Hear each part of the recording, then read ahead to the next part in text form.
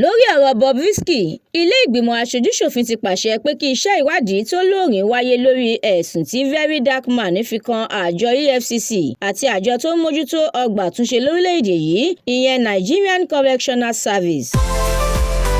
Orílẹ̀-èdè Nàìjíríà kò pàdánù bílíọ̀nù $51 ó lé lábẹ́ ìṣàkóso mi o.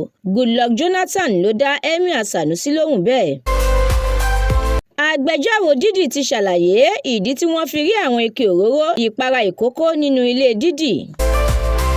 Olùṣọ́-àgùntàn ìjọ CAC kan ti sọ̀rọ̀, ó ní orílẹ̀-èdè Nàìjíríà ń dojúkọ ìpèníjà tó le jùlọ lásìkò Tinubu ju tàtẹ̀yìnwá lọ.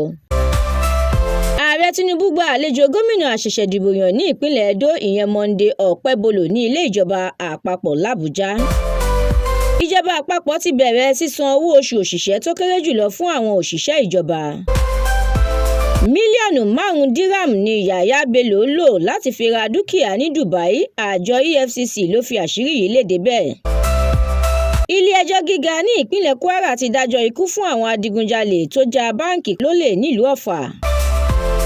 Èyí làwọn ìròyìn lérèfé tó jáde láti ní ìwé ìròyìn The Matrix láṣálẹ́ òní ọjọ́bọ̀ Thursday ọjọ́ 26 oṣù kẹsàn-án ọdún 2024. Ẹ darapọ̀ mọ́ wa lójú òpó The Matrix lórí Facebook, Instagram, TikTok, YouTube àti X láti jẹ̀gbádùn àwọn ìròyìn lọ́lọ́kan-ò-jọ̀kan síwájú sí i.